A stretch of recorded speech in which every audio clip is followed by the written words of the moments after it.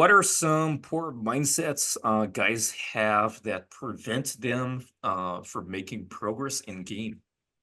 No assumed attraction, no assumed familiarity, no abundance mindset. They're the big three that guys I know that suffer with it. That's why I teach it. It's like assumed familiarity is a big one. Like you can go up and just start talking to someone as if you've known them for years. Really, really good thing to do because they'll fall into that frame. Same with assumed attraction. Most guys are thinking, "Oh, does she like me? Does she not like me?" Just assuming that she does. You're going to act in such a much better way. And you're going to either find the latter. It's like she doesn't like you or she does like you. She's going to fall into that frame. It's like when guys think about like they don't want bad things to happen. It's just like think of the best case scenario a lot of the time. And the abundance mindset is like it's always you'll find that the guys that are whinging, the guys that are complaining, the guys that are not getting results, it's usually due to the fact that they're in a scarcity mindset and they just think that there's a finite amount of everything. They'll never find that girl again or they'll never have that opportunity again.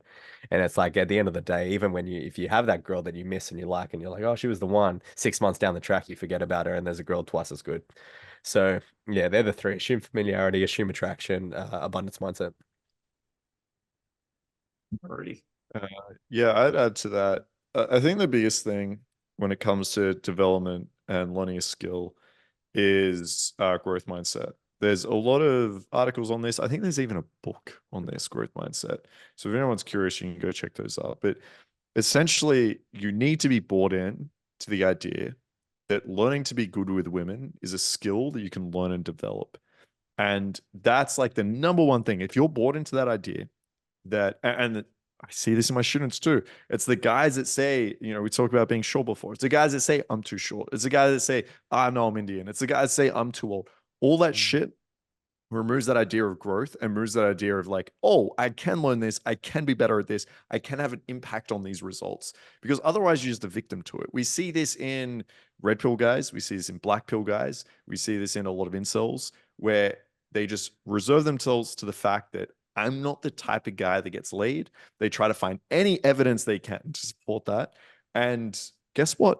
You will never get laid with that attitude. So the first thing is really come to the understanding, and you might need some evidence behind this. You might need to find some guys that I think Sam mentioned this in the call, where look, find some guys with your limitations and see what they're doing, see if they can get laid. And look, if you want to look at the science, if you want to look at the data, you can as well. We spoke about this with height. There are guys that are short that are getting laid. Now, yes, if you ask a girl on Tinder who would they prefer, of course they're going to prefer the taller guy, but that doesn't tell you anything, right? It doesn't tell you anything about the actual situation. So yeah, doubling down on that growth mindset is going to be super important. And then the second thing that prevents people from progressing is not reflecting. So the other issue is you have a guy going out doing the exact same thing every single night. It's the most dangerous when you actually are half decent.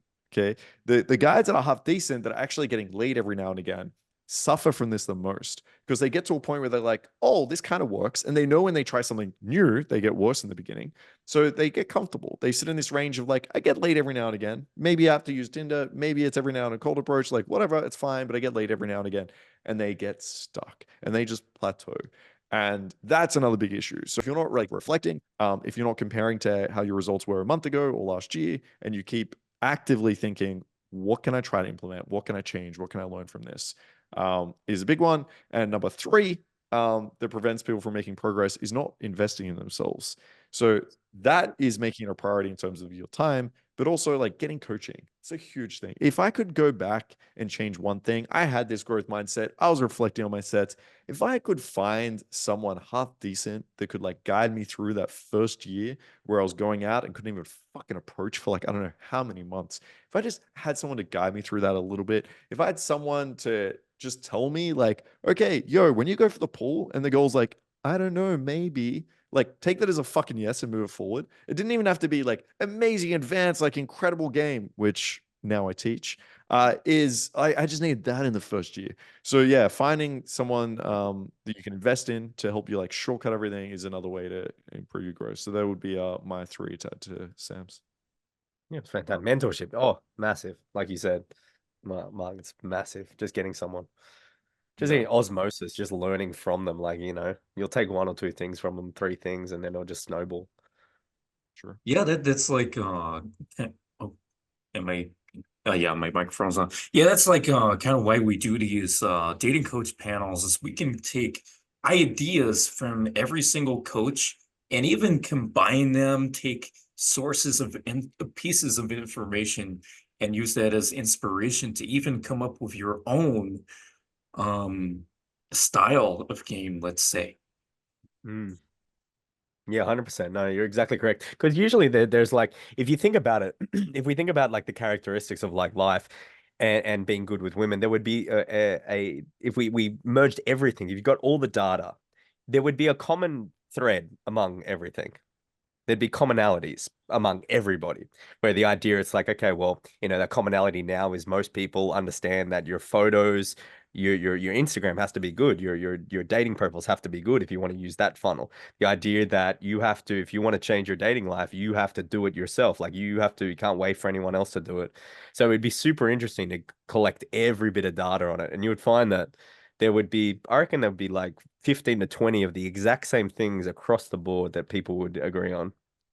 And that's just like the stock standard stuff because it works. Mm.